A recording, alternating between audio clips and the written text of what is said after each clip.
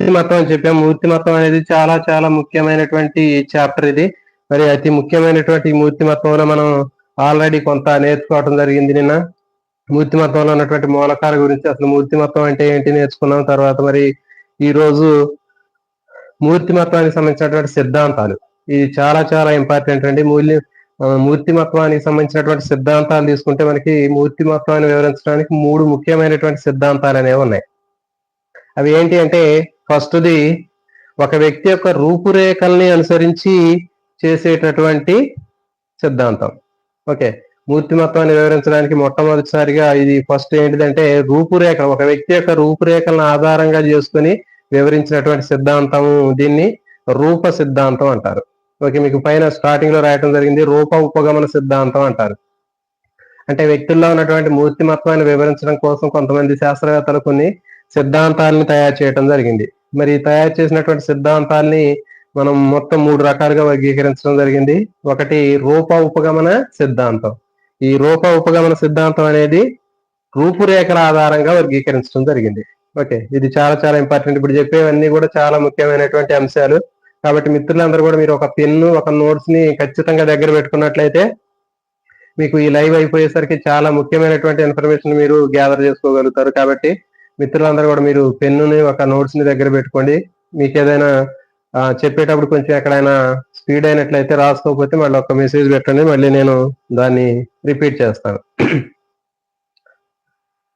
మూర్తిమత్వాన్ని వివరించేటటువంటి సిద్ధాంతాలు ఎన్ని అంటే 3. మొదటిది రూప ఉపగమన సిద్ధాంతం. ఇదేంటంటే ఒక వ్యక్తి యొక్క రూపురేఖల ఆధారంగా చేసుకుని వివరించేటటువంటి మూర్తిమత్వ సిద్ధాంతం. రెండవది లక్షణాంశ సిద్ధాంతం. అంటే ఒక వ్యక్తిలో ఉన్నటువంటి లక్షణాలను బట్టి మూర్తిమత్వాన్ని వివరించడం జరుగుతుంది. కాబట్టి ఒక వ్యక్తిలో ఉన్నటువంటి లక్షణాలని ఆధారంగా చేసుకుని వివరించేటటువంటి సిద్ధాంతాన్ని లక్షణాంశ సిద్ధాంతం అంటారు. నెక్స్ట్ మూడవది సమగ్ర నిర్మితి సిద్ధాంతం. సమగ్ర నిర్మితి సిద్ధాంతం అంటే ఒక వ్యక్తి యొక్క సమగ్ర స్వరూపాన్ని వివరించేటటువంటి సిద్ధాంతం ఇది. ఒక వ్యక్తిలో ఉన్నటువంటి సమగ్ర స్వరూపాన్ని వివరించేటటువంటి సిద్ధాంతాన్ని సమగ్ర నిర్మితి మూర్తిమత్వ సిద్ధాంతం అని చెప్తారు. రెండవది లక్షణాంశ సిద్ధాంతం. ఒక వ్యక్తిలో ఉన్నటువంటి లక్షణాలను ఆధారంగా చేసుకుని మూర్తిమత్వాన్ని వివరిస్తే దాన్ని లక్షణాంశ సిద్ధాంతం అంటారు. ఒక వ్యక్తి యొక్క రూపురేఖలను ఆధారంగా చేసుకుని మూర్తిమత్వాన్ని వివరించే సిద్ధాంతాన్ని రూప ఉపగమన సిద్ధాంతం అంటారు. ఓకే, సో ఇప్పుడు మనం ఫస్ట్ అయినటువంటి రూప ఉపగమన సిద్ధాంతం గురించి చూద్దాం.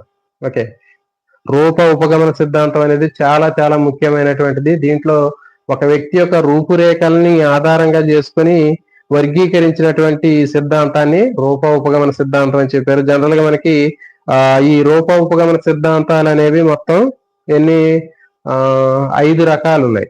ఓకే, 5 రకాలైనటువంటి రూప ఉపగమన సిద్ధాంతాల్లో మొత్తం 5 రకాలైనటువంటి వర్గీకరణలు అనేవి ఉన్నాయి. అంటే 5 రకాలైనటువంటి శాస్త్రవేత్తలు, 5గురు శాస్త్రవేత్తలు ఈ రూప ఉపగమన సిద్ధాంతం ఆధారంగా, అంటే ఒక వ్యక్తి యొక్క రూపురేఖల్ని ఆధారంగా చేసుకుని 5గురు శాస్త్రవేత్తలు 5 రకాలైనటువంటి వర్గీకరణలను చెప్పడం జరిగింది. మరి ఒక్కొక్క వర్గీకరణ గురించి మనం తీసుకున్నట్లయితే ఫస్ట్ హిప్పోక్రటిస్. మీకు చూడండి, హిప్పోక్రటిస్ అనేటటువంటి అతను చేసినటువంటి వర్గీకరణ మొదటిది. రెండవది క్రేష్మర్ చేసినటువంటి వర్గీకరణ రెండవది. దీన్ని క్రేష్మర్ వర్గీకరణ అంటారు. నెక్స్ట్ మూడవది షెల్డన్ వర్గీకరణ. షెల్డన్ తయారు చేసినటువంటి వర్గీకరణ షెల్డర్ వర్గీకరణ. నెక్స్ట్ నాలుగవది యాంగ్ వర్గీకరణ. నాలుగవ వర్గీకరణ యాంగ్ వర్గీకరణ. నెక్స్ట్ ఐదవది స్పాంగర్.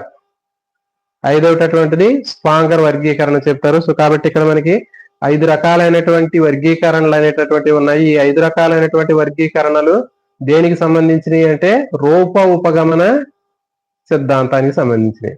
ఓకే, మీకు జీకే బిట్ల మీకు డిఎస్సిలో వీటి మీద బిట్లు అడిగేటప్పుడు మనకి చూడండి, మూర్తిమత్వ సిద్ధాంతాలు ఎన్ని ఉన్నాయని చెప్పాం మనం? 3 ఉన్నాయని చెప్పాం. రూప ఉపగమన సిద్ధాంతము, లక్షణాంశ సిద్ధాంతము, సమగ్ర నిర్మితి సిద్ధాంతం.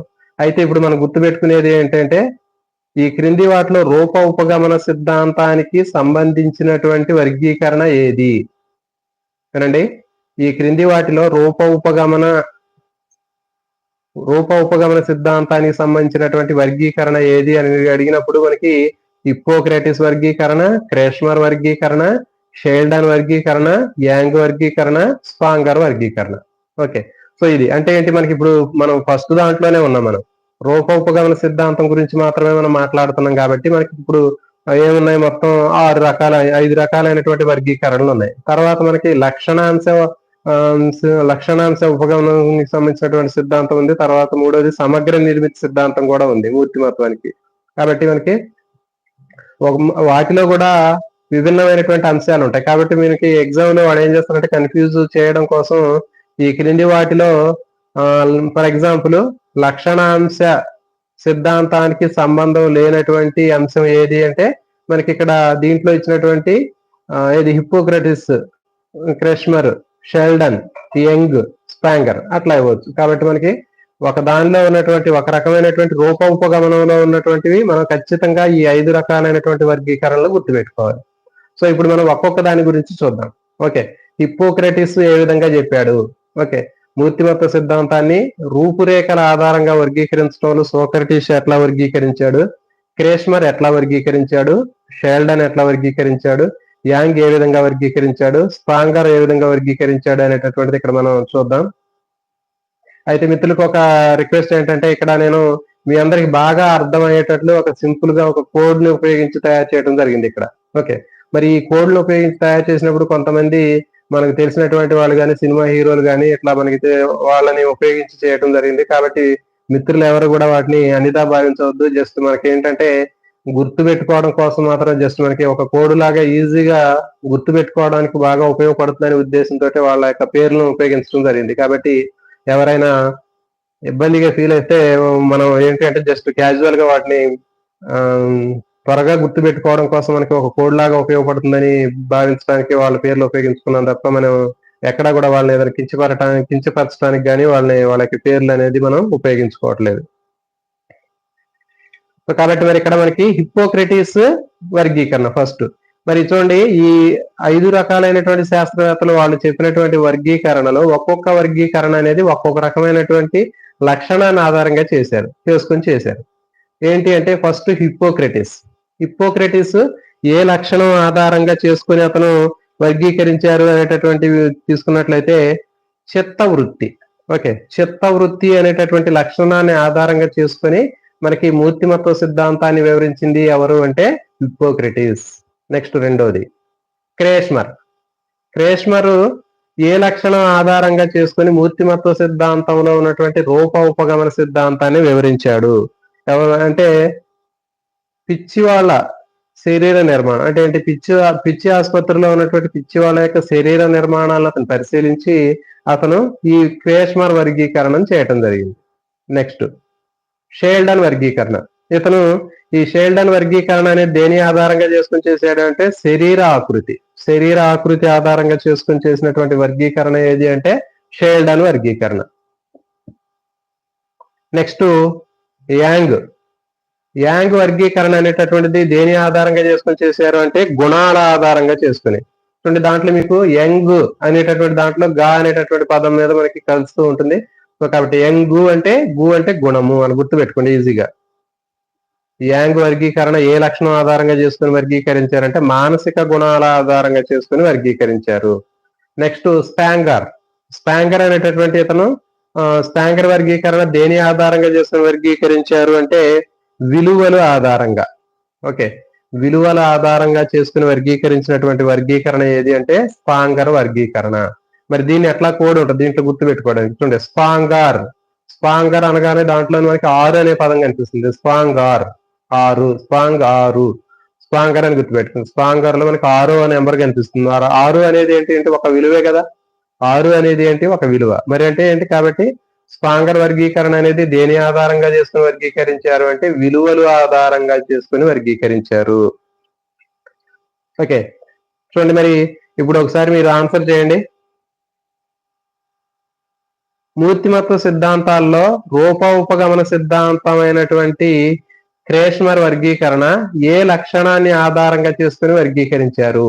ఆప్షన్ చిత్తవృత్తులు, నెక్స్ట్ శరీరాకృతి, మానసిక గుణాలు, నెక్స్ట్ విలువలు. సో ఆన్సర్ చేయండి మిత్రులు. లైవ్ లో ఉన్నటువంటి మిత్రులు ఒకసారి ఈ క్వశ్చన్ కి ఆన్సర్ చేయండి. మనం చెప్పాము, ఆల్రెడీ మనం ఒక్కొక్క టాపిక్ చదువుకున్నప్పుడు ఆ టాపిక్ కు సంబంధించినటువంటి అనాలిసిస్ చేసుకుంటూ చదువుకున్నట్లయితే మనకి ఈజీగా బాగా క్వశ్చన్ అనేది ఏ విధంగా వస్తుందో మనకు అర్థమవుతుంది. కాబట్టి మిత్రులందరూ కూడా లైవ్ లో ఉన్నటువంటి మిత్రులు దీనికి ఆన్సర్ చేయండి. మీరు ఆన్సర్ చేస్తే మీకు ఈజీగా మనకి ఇంకా సులభంగా అర్థం అవడానికి అవకాశం ఉంటుంది. హిప్పోక్రటిస్ ఏ లక్షణాన్ని ఆధారంగా చేసుకుని అతను రూప ఉపగమన సిద్ధాంతాన్ని వివరించాడు? హిప్పోక్రటిస్ ఏ లక్షణాన్ని ఆధారంగా చేసుకుని మూర్తిమత్వ సిద్ధాంతాల్లో ఉన్నటువంటి రూప ఉపగమన సిద్ధాంతాన్ని అతను వివరించాడు? సో మిత్రులు ఎవరు కూడా లైవ్ లో ఉన్న వాళ్ళు ఎవరు రెస్పాండ్ అవ్వట్లేదు. మిత్రులు ఒకసారి మీకు దీనికి ఆన్సర్ మీరు చేయండి. నిన్న మంచిగా ఆన్సర్ చేశారు. సో కాబట్టి ఎందుకంటే ఈ టాపిక్ అనేది చాలా ముఖ్యమైనటువంటి టాపిక్ కాబట్టి శరీర ఆకృతి. ఓకే, శనిగారం బాలరాజు గారు శరీర ఆకృతి కరెక్ట్ అండి. నెక్స్ట్ ఇంకో క్వశ్చన్. మూర్తిమత్వ సిద్ధాంతాల్లో రూప ఉపగమన సిద్ధాంతమైనటువంటి యాంగ్ వర్గీకరణ ఏ లక్షణాన్ని ఆధారంగా చేసుకుని వర్గీకరించారు? యాంగ్ వర్గీకరణ అనేది ఏ లక్షణాన్ని ఆధారంగా చేసుకుని వర్గీకరించారు? ఆప్షన్ చిత్తవృత్తులు, ఆప్షన్ బి పిచ్చి వాళ్ళ శరీర నిర్మాణాలు, ఆప్షన్ సి శరీర ఆకృతి, ఆప్షన్ డి మానసిక గుణాలు. రైట్ అండి. కిరణ్ బాబు కరెక్ట్ అండి. దీనికి మీకు కోడ్ చెప్తున్నాను. యాంగు అనగానే మనకి గు అనే పదం కనిపిస్తుంది, దాంతో స్టార్ట్ అయింది గుణాలు. యాంగు అంటే గుణాలు. ఓకే, అందుకని మీరు నోట్స్ దగ్గర పెట్టుకోండి. చెప్పేటటువంటి వాటికి సంబంధించినటువంటి మెయిన్ ఇంపార్టెంట్ కీవర్డ్స్ కానీ లేకపోతే ముఖ్యమైనటువంటి అంశాలు కానీ కోడ్లు కానీ నేను ఇక్కడ మనం చెప్దాము. వాటిని మీరు రాసుకుంటే మీకు చాలా యూజ్ అవుతుంది. యాంగు అని రాసినప్పుడు యంగు అని ఉన్నప్పుడు దాంట్లో గాతోటే స్టార్ట్ అయింది. కాబట్టి గుణాలు, మానసిక గుణాలు లేదా గుణాలు అంటే మానసిక గుణాలే. కాబట్టి మనకి యాంగు అనేది ఏ లక్షణం ఆధారంగా చేసుకుని వర్గీకరించాడు అంటే గుణాల ఆధారంగా. నెక్స్ట్ స్పాంగర్ ఏ లక్షణం ఆధారంగా చేసుకుని వర్గీకరించారు అంటే స్పాంగర్ అంటే ఆర్ అని రాసుకోండి. స్పాంగర్ అని రాసి దాని పక్కన బ్రాకెట్ లో ఆర్ అని వేసుకోండి. మీకు స్క్రీన్ మీద కూడా నేను 6వ నెంబర్ వేశాను. 6 అనేది ఏంటి ఒక విలువే కదా. కాబట్టి స్పాంగర్ అనేటటువంటిది ఒక విలువ ఆధారంగా చేసుకుని అతను వర్గీకరించాడు. స్పాంగర్ వర్గీకరణ అనేది దేనికి సంబంధించింది, దేని ఆధారంగా చేసుకుని వర్గీకరించారు అంటే మానసిక గుణాలు, శరీరాకృతి, పిచ్చి వాళ్ళ శరీర నిర్మాణాలు, నెక్స్ట్ 4వది విలువలు. కాబట్టి సరైనటువంటి ఆన్సర్ విలువలు. గిరి ప్రియాంక రైట్ ఆన్సర్ అండి, మీరు కరెక్ట్ గా చెప్పారు. సో కాబట్టి ఈ విధంగా మనం ఇంటరాక్టివ్ మెథడ్ లో మనం డిస్కస్ చేసుకున్నట్లయితే మనకి ఎక్కువగా ఆన్సర్ చేయడానికి అవకాశం ఉంటుంది. కాబట్టి మీరు ఈ విధంగా మనం ముందుకెళ్ళినట్లయితే మన అందరికి కూడా బాగా యూజ్ అవుతుంది. కాబట్టి ఆ లైవ్ లో ఉన్నటువంటి మిత్రులు కేవలం చూడటమే కాకుండా దీనికి మీరు రెస్పాండ్ అయినట్లయితే మనకి ఇంకా ఎక్కువగా మనకి ఉపయోగం ఉంటుంది. చూడండి మరి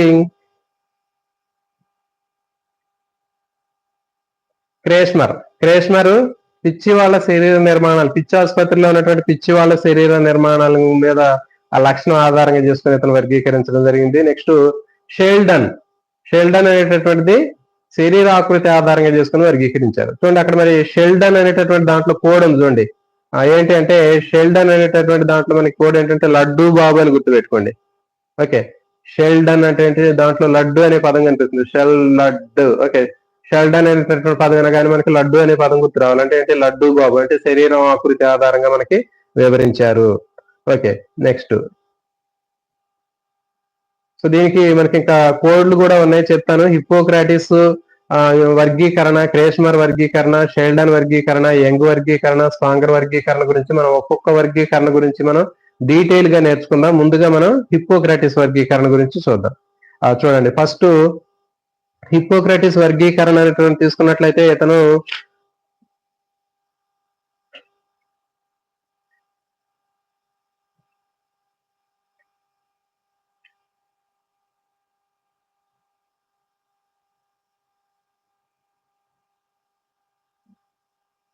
ఒక నిమిషం,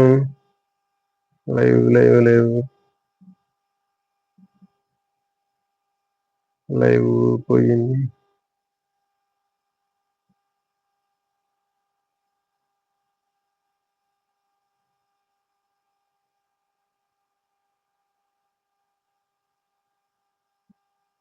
ఒక్క నిమిషం లైన్ లో ఉండండి. మనకి ఈ మెసేజ్లకి సంబంధించి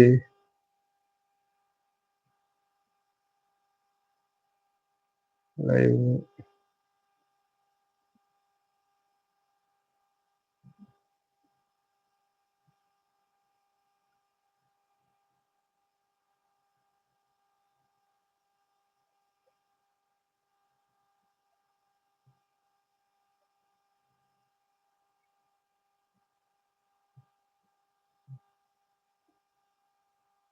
ఒక నిమిషం లైన్ లో ఉండండి. మిత్రులందరికీ కూడా నేను చూసుకోవడానికి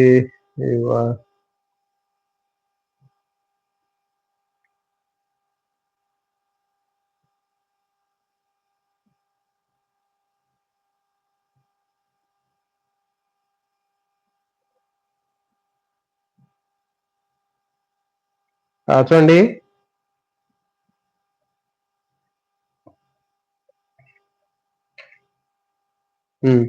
ఓకే ఓకే అండి. చూడండి, మరి హిప్పోక్రటిస్ అనేటటువంటి ఇతను చేసినటువంటి వర్గీకరణ గురించి చూద్దాం. మరి హిప్పోక్రటిస్ అనేటటువంటి ఇతను ఏంటంటే ఒక గ్రీకు వైద్యుడు. ఓకే, ఈ గ్రీకు వైద్య పితామహుడు. ఇతను ఆ ఒక్కొక్క వ్యక్తిలో విడుదలయ్యేటటువంటి ఆ రసాలు, చిత్త రసాల ఆధారంగా చేసుకుని ఇతను వర్గీకరించడం జరిగింది. కాబట్టి ఈ మొట్టమొదటిదైనటువంటి హిప్పోక్రటిస్ వర్గీకరణ గురించి చూద్దాం మనం. సో మరి హిప్పోక్రటిస్ ఎన్ని రకాలుగా వర్గీకరించాడంటే 4 రకాలుగా వర్గీకరించడం జరిగింది. మరి 4 రకాలైనటువంటి వర్గీకరణలు ఎట్లా ఉన్నాయో చూద్దాం మనం. ఔత్సాహికుడు, విషణువు, పైత్య ప్రకృతి, శ్లేష్మ ప్రకృతి. ఓకే, ఈ విధంగా మనకి 4 రకాలైనటువంటి వర్గీకరణలు ఇతను చేయడం జరిగింది. అంటే మనుషుల్లో ఉండేటటువంటి చిత్త రసాలు ఏవైతే ఉన్నాయో ఆ రసాలను బట్టి ఉత్పత్తి అయ్యేటటువంటి రసాలని ఆధారంగా చేసుకుని ఇతను మనుషుల్ని 4 రకాలుగా వర్గీకరించడం జరిగింది. ఓకే, మూర్తిమత్వాన్ని 4 రకాలుగా వర్గీకరించడం జరిగింది. ఫస్ట్ ఏంటి అంటే ఔత్సాహికుడు, విషణువు, పైత్య ప్రవృత్తి, తర్వాత శ్లేష్మ ప్రకృతి. పైత్య ప్రకృతి, శ్లేష్మ ప్రకృతి.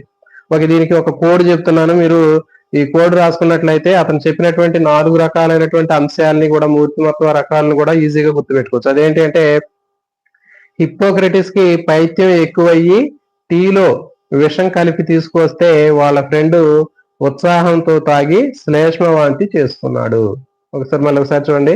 హిప్పోక్రటిస్ కి పైత్యం ఎక్కువయ్యి టీలో విషం కలిపి తీసుకువస్తే వాళ్ళ ఫ్రెండ్ ఉత్సాహంతో తాగి శ్లేష్మ వాంతి చేసుకున్నాడు. సో ఈ వాక్యం మీరు గుర్తుపెట్టుకుంటే మనకి హిప్పోక్రటిస్ వర్గీకరణలో ఉన్నటువంటి అన్ని రకాలైనటువంటి మూర్తిమత్వ రకాలు ఈజీగా గుర్తుపెట్టుకోవచ్చు మనం.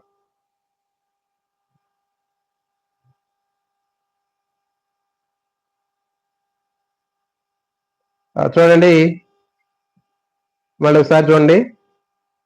హిప్పోక్రటిస్ కి పైత్యం ఎక్కువయ్యి ఏం చేశాడంటే అతను టీలో విషం కలిపి తీసుకొచ్చాడు. తీసుకొస్తే వాళ్ళ ఫ్రెండ్ ఏం చేశాడు, ఉత్సాహంతో తాగి ఏం చేశాడు, శ్లేష్మ వాంతి చేసుకున్నాడు. సో కాబట్టి ఇది మీరు రాసుకుంటే మీకు ఈజీగా గుర్తుంటుంది. చెప్పాను నేను ముందుగానే. హిప్పోక్రటిస్ కి పైత్యం ఎక్కువయ్యి టీలో విషం కలిపి తాగుదాం అనుకున్నాడు. అప్పుడు అంతలోనికి వాళ్ళ ఫ్రెండ్ వచ్చాడు. వాళ్ళ ఫ్రెండ్ వస్తే వాళ్ళ ఫ్రెండ్ తాగాడు దాన్ని. వాళ్ళ ఫ్రెండ్ ఆ టీ తాగి ఏం చేశాడు, ఉత్సాహంతో తాగాడు. వాళ్ళ ఫ్రెండ్ ఉత్సాహంతో ఆ టీ తాగి ఏం చేశాడు, శ్లేష్మ వాంతి చేసుకున్నాడు. అంటే శ్లేష్మం అంటే మనకి తెలుసు, మనం వాంతి చేసుకున్నప్పుడు జిగురు జిగురుగా వచ్చేటటువంటి దాన్ని శ్లేష్మం అంటారు. కాబట్టి అట్లా శ్లేష్మ వాంతి చేసుకోవటం జరిగింది.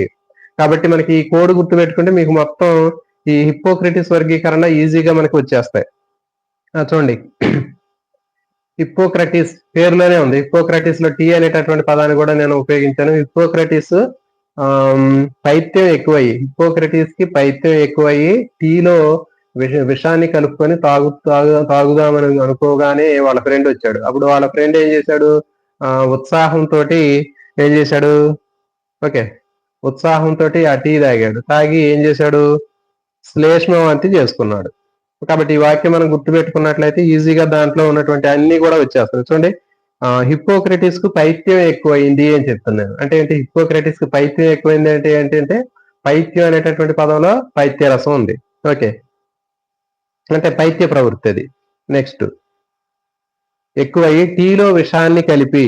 విషం అంటే ఏంటి, చూడండి అక్కడ విషణువు. ఓకే, విషణువు అనేటటువంటిది రెండవది. తర్వాత ఆ కలిపి తీసుకువస్తే వాళ్ళ ఫ్రెండ్ ఉత్సాహంతో తాగాడు దాన్ని. ఉత్సాహం అంటే ఏంటి? ఔత్సాహికుడు. ఓకే, నెక్స్ట్ తాగి ఏం చేశాడు? శ్లేష్మవాంతి చేసుకున్నాడు. శ్లేష్మవాంతి చేసుకున్నాడు అంటే ఏంటి? శ్లేష్మ ప్రకృతి. ఓకే, కాబట్టి మనకి ఇవన్నీ కూడా వచ్చాయి చూడండి. హిప్పోక్రటిస్ వర్గీకరణలో హిప్పోక్రటిస్ హిప్పోక్రటిస్ కి పైత్యం ఎక్కువయ్యి టీలో విషాన్ని కలిపి తాగుదాం అనుకున్నప్పుడు వాళ్ళ ఫ్రెండ్ ఏం చేశాడు? ఉత్సాహంతో ఆ టీ తాగాడు. తాగి ఏం చేశాడు? శ్లేష్మవాంతి చేసుకున్నాడు. కాబట్టి ఈ వాక్యాన్ని మీరు రాసుకున్నట్లయితే మీకు ఈజీగా కోడ్ అనేది మనకి గుర్తుంటుంది. ఓకే, సో ఎగ్జామ్ లో ఖచ్చితంగా వీటి మీద ప్రశ్నలు అడగడానికి అవకాశం ఉంటుంది. మరి ఎలాంటి ప్రశ్నలు అడుగుతారు అనేటటువంటిది మనం నెక్స్ట్ చూద్దాము. ఇంకా మిగిలినవి కూడా ఉన్నాయి కాబట్టి మనకి ఒక్కొక్క వర్గీకరణలో ఒక్కొక్క రకమైనటువంటి అంశాలన్నీ కూడా మనకి ఉండటం జరిగింది, మూర్తిమత్వ రకాలు. కాబట్టి ఇప్పుడు మనం ఏం చేస్తున్నాం అంటే ఫస్ట్ హిప్పోక్రటిస్ సంబంధించినటువంటివి చూసాం మనం. చూడండి, మరి ఇప్పుడు ఒక్కొక్క రకమైనటువంటి మూర్తిమత్వంలో ఉన్నటువంటి ఆ లక్షణాలు అనేటటువంటి ఎట్లా ఉన్నాయి, తర్వాత వాళ్ళలో ఉండే స్రావాలు ఎట్లా ఉన్నాయో చూద్దాం. ఓకే, ఔత్సాహికుడు అని చెప్పాం. ఔత్సాహికుడిలో ఉండేటటువంటి ఆ చిత్తరసం అనేది ఏది తీసుకున్నట్లయితే అది ఆ చిత్తరసం అనేది రక్తము. గుర్తుపెట్టుకోవాలి, చాలా చాలా ఇంపార్టెంట్. ఔత్సాహికుల్లో ఉండేటటువంటి స్రావకం ఏంటి? చిత్త స్రావం ఏంటి అంటే రక్తం ఉంటుంది. నెక్స్ట్ విషణువులో ఉండేటటువంటి స్రావక పదార్థం ఏంటి అంటే నలుపు రంగులో ఉన్నటువంటి పైత్యరసం. మనకి ఆల్రెడీ చూడండి, మనకి విషం అనేది నలుపుకి సింబల్ కాబట్టి మనకి నలుపు పైత్యరసం ఉంటుంది అక్కడ. నెక్స్ట్ పైత్య ప్రకృతి ఏంటంటే పసుపు రంగు పైత్యరసం ఉంటుంది. పాప అని గుర్తుపెట్టుకోండి, రెండింటికి కూడా పాతోటి స్టార్ట్ అవుతుంది. విషం అనేది నలుపు రంగులో ఉంటుంది కాబట్టి అది విషణువు అనే వాళ్ళలో ఉండేటటువంటి స్రావం ఏంటంటే నలుపు పైత్యరసం. పైత్య ప్రకృతి అనేటటువంటి ఆ రకం తీసుకున్నట్లయితే వాళ్ళలో పసుపు అనేటటువంటిది ఉంటుంది. ఓకే, నెక్స్ట్ శ్లేష్మ ప్రకృతి తీసుకున్నట్లయితే శ్లేష్మ ప్రకృతిలో శ్లేష్మ అనేటటువంటి చిత్తరసం అనేది ఉంటుంది. కాబట్టి ఈ విధంగా మనకి ఈ 4 రకాలైనటువంటి అంశాలు గుర్తుపెట్టుకోవాలి. హిప్పోక్రటిస్ వర్గీకరణలో ఉన్నటువంటి 4 రకాలైనటువంటి మూర్తిమత్వ రకాలు చాలా ఇంపార్టెంట్. ఒక్కొక్క మూర్తిమత్వ రకంలో ఉన్నటువంటి ఒక్కొక్క స్రావకం కూడా చాలా ఇంపార్టెంట్. ఓకే, కాబట్టి మనకి ఔత్సాహికుల్లో ఉండేది స్రావకం ఏంటంటే రక్తం ఉంటుంది. విషణువులో నలుపు రంగు పైత్యరసం ఉంటుంది. నెక్స్ట్ పైత్య ప్రకృతిలో పసుపు రంగులో ఉన్నటువంటి పైత్యరసం ఉంటుంది. శ్లేష్మలో ఉండేటటువంటి శ్లేష్మం అనేది ఉంటుంది. ఓకే,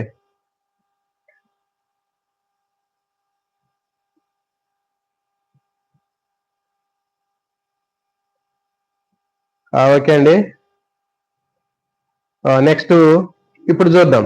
ఇప్పుడు ఒక్కొక్క రకమైనటువంటి మూర్తిమత్వంలో శ్రావక పదార్థం ఏది ఉందో తెలుసుకున్నాం. ఇప్పుడు వాళ్ళ లక్షణాలు, చిత్తవృత్తి లక్షణాలు కూడా చాలా ఇంపార్టెంట్ అండి. మరి చిత్తవృత్తి లక్షణాలు మనం గుర్తుపెట్టుకోవడం చాలా కష్టం, కానీ మనం ఏం చేస్తున్నాం అంటే ఇక్కడ ఒక కోడ్ని ఇవ్వటం జరిగింది. ఒక్కొక్క రకమైనటువంటి వ్యక్తికి ఒక్కొక్క రకమైనటువంటి కోడ్ని ఇవ్వటం జరిగింది. అంటే ఒక్కొక్క మూర్తిమత్వ రకానికి ఒక్కొక్క కోడ్ని ఇచ్చాను నేను. ఆ కోడ్ ప్రకారం మనం మీరు గుర్తుపెట్టుకుంటే చాలా ఈజీగా ఉంటుంది. చూడండి, ఫస్ట్ ఔత్సాహికుల్లో ఉండేటటువంటి చిత్తవృత్తి లక్షణాలు ఏంటో చూద్దాం. ఫస్ట్ వీళ్ళకి సంతోషంగా ఉంటారు, వీళ్ళు ఆశాజీవి, సంఘజీవి. సో దీనికి ఎగ్జాంపుల్ ఎవరంటే నాన్వేషణ. మీ అందరికి కూడా తెలుసు, ప్రపంచ యాత్రికుడు నాన్వేషణలో ఉన్నటువంటి అన్వేషణ అనేటటువంటి క్యాండిడేట్ మనందరికీ తెలుసు. మన తెలుగువాడు ప్రపంచ దేశాలు మొత్తం కూడా అతను మొత్తం తిరిగి వస్తూ ఉంటాడు. యూట్యూబ్ లో మనకి ఫేమస్ ఇతను. కాబట్టి ఇతను ఔత్సాహికుడికి అతను ఎగ్జాంపుల్ పెట్టుకోండి మీరు. నేను ముందే చెప్పాను, మనకి ఇక్కడ ఉండేటటువంటి ప్రతి ఒక్క దానికి కూడా ఒక్కొక్క మూర్తిమత్వ రకానికి ఒక్కొక్క వ్యక్తిని మనం ఈజీగా గుర్తుపెట్టుకోవడం కోసం కోడ్ను పెట్టుకున్నాం ఇక్కడ. కాబట్టి ఆ కోడ్ పెట్టుకున్నట్లయితే మనకి ఈజీగా గుర్తుంటుంది. మనకి చూడండి, ఫస్ట్ ఔత్సాహికుడు అనేటటువంటి వ్యక్తిలో ఉన్న ఔత్సాహికుడు అనేటటువంటి మూర్తిమత్వ రకంలో ఉండేటటువంటి చిత్తరసం ఏది అంటే రక్తం. ఇతనికి ఎగ్జాంపుల్ ఎవరు అంటే నాన్వేషణ. గుర్తుపెట్టుకోండి, నాన్వేషణలో ఉన్నటువంటి ప్రపంచ యాత్రికుడు అయినటువంటి అన్వేషకుడు. ఓకే, మరి అతను లక్షణాలు తీసుకుంటే సంతోషంగా ఉండడం, ఆశాజీవి, సంఘజీవి, ఇవన్నీ కూడా అతనికి సెట్ అవుతున్నాయి కదా. కాబట్టి అతను గుర్తు పెట్టుకుంటే మనకి సరిపోతుంది. నెక్స్ట్ రెండవది విషణువులో నలుపు రంగులో ఉన్నటువంటి పైత్యరసం ఉంటుందని చెప్పాం మనం. ఓకే, విషణువులో నలుపు రంగులో ఉండేటటువంటి పైత్యరసం ఉంటుంది. మరి దీనికి ఎగ్జాంపుల్ తీసుకున్నట్లయితే మంగళం సీను, పుష్ప సినిమాలో ఉన్నటువంటి మంగళం సీన్ క్యారెక్టర్ దీనికి మనం ఇక్కడ ఇంప్లిమెంట్ చేసుకున్నాం. ఓకే, విషాణువు అంటే నలుపు రంగులో ఉండేటటువంటి పైత్య ప్రవృత్తి. ఓకే, పైత్య రసం. వీటికి ఎగ్జాంపుల్ మరి లక్షణాలు తీసుకుంటే మందకొడిగా ఉండడం, విచారంగా ఉండడం, నిరాశాజీవిగా ఉండడం. సో కాబట్టి ఈ విధంగా మనకి నాకు బాగా దగ్గరగా ఉన్నటువంటివి నేను రాశాను. మీకు ఒకవేళ మాక్సిమం అందరికి కూడా సరిపోతాయి ఇవి. ఒకవేళ మీకు ఇంకా ఎంతకంటే రిలవెంట్ గా ఉన్నటువంటి క్యారెక్టర్లు ఏమైనా ఉంటే అవి కూడా మీరు రాసుకోవచ్చు. ఓకే, కాబట్టి మరి విషణువు అనేటటువంటి ఆ మూర్తిమత్వ రకంలో ఉండేటటువంటి చిత్తరసం ఏది అంటే నలుపు రంగులో ఉండే పైత్యరసం ఉంటుంది. నెక్స్ట్ మరి దీనికి ఎగ్జాంపుల్ తీసుకున్నట్లయితే మంగళం సీను, పుష్ప సినిమాలో ఉన్నటువంటి మంగళం సీను గుర్తు పెట్టుకోండి. మరి లక్షణాలు ఏంటి అంటే మందకొడిగా ఉండడం, విచారంగా ఉండడం, నిరాశ జీవిగా ఉండడం. ఓకే, సో ఇది విషణువు. నెక్స్ట్ మూడవది పైత్య ప్రకృతి. ఓకే, పైత్య ప్రకృతి తీసుకున్నట్లయితే చూడండి, మరి పైత్య ప్రకృతి ఉన్నటువంటి వ్యక్తుల్లో పసుపు రంగులో ఉన్నటువంటి పైత్య రసం ఉంటుంది. మరి చూడండి దీనికి ఎగ్జాంపుల్ తీసుకున్నట్లయితే బాలకృష్ణ అని రాశాను. కాబట్టి ఎవరైనా మిత్రులు బాలకృష్ణ ఫ్యాన్స్ ఉన్నట్లయితే ఏమి ఫీల్ అవ్వకండి. ఎందుకంటే జస్ట్ మనం గుర్తు పెట్టుకోవడం కోసం రాయటం జరిగింది. కాబట్టి కొన్ని లక్షణాలు అంటే ఎట్లా ఉంటాయని రాయటానికి మనం పెట్టుకోవడం జరిగింది. కానీ మిత్రులు ఎవరైనా ఉంటే ఫీల్ అవ్వకండి. ఓకే, సో మరి చూడండి ఎగ్జాంపుల్ తీసుకున్నట్లయితే మనకి బాలకృష్ణ అని చెప్పాము. మరి లక్షణాలు తీసుకున్నట్లయితే కోపశీలురు, చిరాకు స్వభావం, ఉద్వేగ స్థిరత ఎక్కువగా ఉండటం జరుగుతుంది. ఫర్ ఎగ్జాంపుల్ మనం చూస్తూనే ఉంటాం బయట ఎక్కడైనా ఆడియో ఫంక్షన్ జరుగుతున్నప్పుడు బాలకృష్ణ మాట్లాడేటప్పుడు ఎక్కువ పబ్లిక్ గ్యాదర్ అయ్యి ఎక్కువ డిస్టర్బ్ చేస్తుంటే సీరియస్ అవుతూ ఉంటాడు బాలకృష్ణ. సో కాబట్టి మరి అట్లా కాబట్టి మనం ఆ విధంగా బేస్ చేసుకుని అతను రాయటం జరిగింది. కాబట్టి మనకి పైత్య ప్రకృతి అనేటటువంటిది ఎగ్జాంపుల్ ఎవరు అంటే బాలకృష్ణ అని రాశాను. మీకు ఇంకెవరైనా రిలవెంట్ గా ఉన్నటువంటి వాళ్ళు ఉంటే మీరు మెసేజ్ కూడా చేయొచ్చు. ఓకే, సో కాబట్టి మనకి పైత్య ప్రకృతి ఉన్నటువంటి ఆ మూర్తిమత్వ రకానికి ఎగ్జాంపుల్ ఎవరు అంటే బాలకృష్ణ అని చెప్పాను. మనకి ఇప్పుడు ఆ హీరో పేరు రాగానే మనకి ఆ లక్షణాలు ఈజీగా గుర్తొస్తాయి. ఓకే, లక్షణాలు గుర్తు పెట్టుకోవటం కంటే ఆ లక్షణాలు ఉన్నటువంటి వ్యక్తిని మనం గుర్తు పెట్టుకుంటే ఈజీగా ఆ లక్షణాలన్నీ కూడా మనకి గుర్తుకొస్తాయి. నెక్స్ట్ నాలుగవది శ్లేష్మ ప్రకృతి. శ్లేష్మ ప్రకృతిలో ఈ రకమైనటువంటి మూర్తిమత్వం కలిగినటువంటి వ్యక్తుల్లో ఉండేటటువంటి ఆ చిత్త రసం ఏది అంటే శ్లేష్మం ఉంటుంది వీళ్ళలో. మరి ఎగ్జాంపుల్ తీసుకున్నట్లయితే మంతెన మనందరికీ తెలుసు, మంతెన సత్యనారాయణ రాజు గారు తెలుసు మనందరికీ. మరి ఇతను లక్షణాలు తీసుకున్నట్లయితే ఎట్లా ఉంటది, నెమ్మదస్తులు, సంఘంతో సంబంధం లేని వాళ్ళు. అంటే సంఘంతో సంబంధం లేని వాళ్ళు అంటే వాళ్ళు ఆశ్రమాలు ఉంటాయి సపరేట్ గా దూరంగా ఎక్కడో వాళ్ళకి సంబంధించినటువంటి ఆశ్రమాలు ఉంటాయి. మంతెన ఆశ్రమం ఉంటుంది, అక్కడ ఉంటారు వాళ్ళు. కాబట్టి తర్వాత ఏకాకులు అంటే ప్రపంచంతో దూరంగా ఉన్నారు కాబట్టి ఏకాకులు. కాబట్టి ఆ విధంగా నేను ఈ శ్లేష్మ ప్రకృతికి మంతెన సత్యనారాయణ రాజు గారి పేరు రాయటం జరిగింది. ఓకే, కాబట్టి మరి ఇది మనకి హిప్పోక్రటిస్ సంబంధించినటువంటి వర్గీకరణ. ఈ విధంగా హిప్పోక్రటిస్ మొత్తం మూర్తిమత్వంలో ఉన్నటువంటి రకాలను తీసుకొని ఔత్సాహికుడు, విషణువు, పైత్య ప్రకృతి, తర్వాత శ్లేష్మ ప్రకృతి అనేటటువంటి 4 రకాలుగా వర్గీకరించాడు. ఒక్కొక్క వర్గీకరణలో ఉన్నటువంటి ఒక్కొక్క మూర్తిమత్వంలో వాళ్ళకి ఎలాంటి స్రావం ఉంటుంది చెప్పాడు. వాళ్ళకి కొన్ని లక్షణాలు కూడా ఇక్కడ చెప్పడం జరిగింది. సో కాబట్టి ఇక్కడ నేను కొన్ని క్వశ్చన్లు మనం ఇక్కడ డిస్కస్ చేద్దాం దీని మీద. హిప్పోక్రటిస్ వర్గీకరణలో ఔత్సాహికుల్లో ఉండేటటువంటి శ్రావకం ఏమిటి? మిత్రులు ఆన్సర్ చేయండి. హిప్పోక్రటిస్ వర్గీకరణలో ఔత్సాహికులు అనేటటువంటి మూర్తిమత్వ రకంలో ఉండేటటువంటి శ్రావకం ఏమిటి?